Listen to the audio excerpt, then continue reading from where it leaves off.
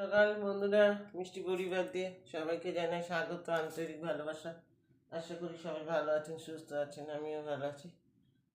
আজকে কাজকর্ম সেরকম এখনো হয়নি, বাইরের কাজগুলি খালি হয়েছে, ঘরের ভিতরে সব কাজ পড়ে আছে। দেখুন এই যে টিচানাগুলি এখন ঝাড়বো, সব পড়ে আছে। এই যে কাঁথা মাথা বালিশ মালিশ সব ছড়িয়ে ছিটিয়ে একাকার হয়ে পড়ে আছে।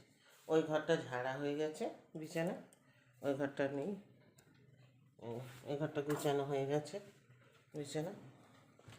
এবার যাই ওই ঘরটা করি, করে চলো রান্না বান্না কী হয় দেখি।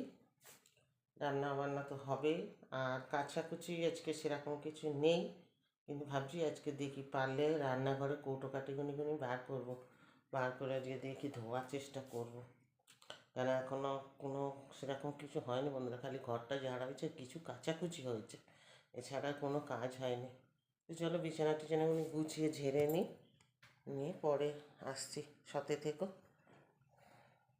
বললাম ভিডিওটা ধরো, তোমার কথা বলা একটুখানি শেষ হয়ে গেল। এই দেখো না, পিছনে গিয়ে বন্ধুরা যা কুমড়ো শাক ছিল মোটামুটি না আছে, এখন অনেকটাই আছে। আমি রাগ করে গিয়ে সব তুলে নিয়ে চলে এসেছি। ওই সব ফুলগুনিকে ওই ঘরের পিছন দিকে তো জানলাটা বন্ধ থাকে, আর সব কেটে কেটে নিয়ে চলে যায়। ওই নাকি কেটে নিই, আমি একটু করবো আর আমার ওই বান্ধবীকে একটু দেবো। এতগুনি তো আর আমাদের কেউ খাবে না, আর ছেলেরা খায়ও না, একটুখানি করে খায়। তো দেখো কতগুনি শাক, কি সুন্দর একদম লগ করছে শাক করে কুমড়ো ডাটা।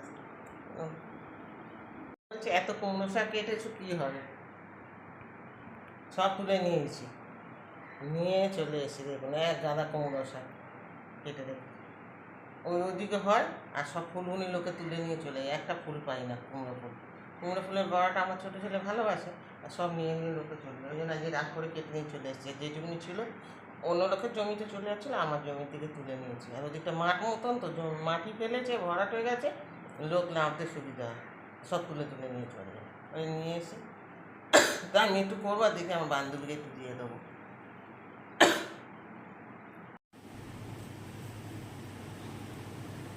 এই যে কুমড়ো শাক কোথা থেকে নিয়ে এসছে, আমার ঘরের পিছনে।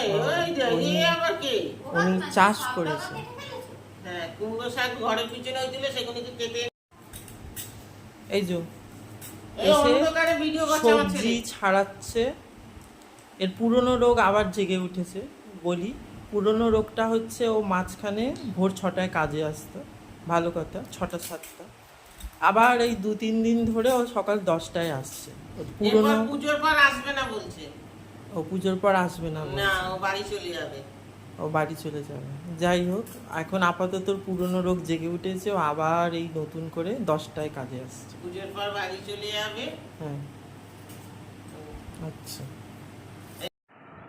এরা আমাকে সকাল থেকে খেতে দেয় না, জানেন, এখন আমি খাচ্ছি। খাওয়া গেছে। আমি সকালে কুমড়ো ডাঁটা চচ্চড়ি নিয়েছি, একটু খাই, রুটি আছে, সুভদ্রা চা গরম করে দিচ্ছে।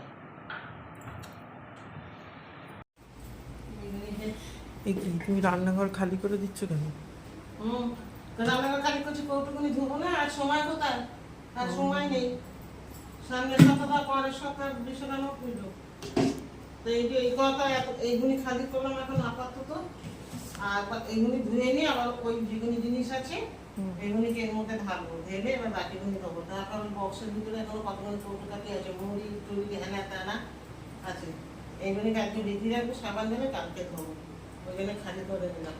এই কৌটোগুলি ধুয়ে দেখি কালকে পারলে রান্নাঘরে তাকটাও পরিষ্কার করে নেবো সকালবেলা, কারণ মাজা কৌটো ঢুকাবো তো। একবার তাকটাই বাসনগুলি নামিয়ে ঝেড়ে মুছে কালকে ঢুকিয়ে দেবো। চলুন, এখনো রান্না হয়নি বন্ধুরা, আমার রান্না করছে এখনো। হয়ে গেছে বলতে, ডিমের ঝোল হয়েছে, ডাঁটা চচ্চড়ি হয়েছে, কুমড়ো ডাঁটা চচ্চড়ি এইসব হয়েছে, ভাত হচ্ছে। কিন্তু আবার পরে আসি, অনেক কাজ হচ্ছে আমার এখন। রান্না হয়ে গেছে, 2:30 বেজে গেছে আজকে, দেখুন 2:45, অনেক বেলা গেছে। ওই যে রান্নাঘরে কৌটো কাটি খালি করতে দিই। চলো কী রান্না করতে, এই যদি ডিম দিয়ে আলু দিয়ে ঝোল হয়েছে, ঝোল মানে মাখামাখাই হয়েছে। আর এই পরে আবার তোমাদের দাদা মাছ আনলো, মাছটা করলাম। আর এখানে এই কুমড়ো ডাঁটা সব কিছু দিয়ে একটা চচ্চড়ি, বড়ি দিয়ে, সর্ষে পোস্ত বাটা দিয়ে। আর এটা কি, এই যে টকের ডাল ছিল ফ্রিজে, গরম করেছি, এসে রান্না। আর এই যে বসে গেছে, খেতে দেবো, খেতে দিয়ে আমি চান করতে যাবো। দেখুন টং হয়ে বসে পড়লো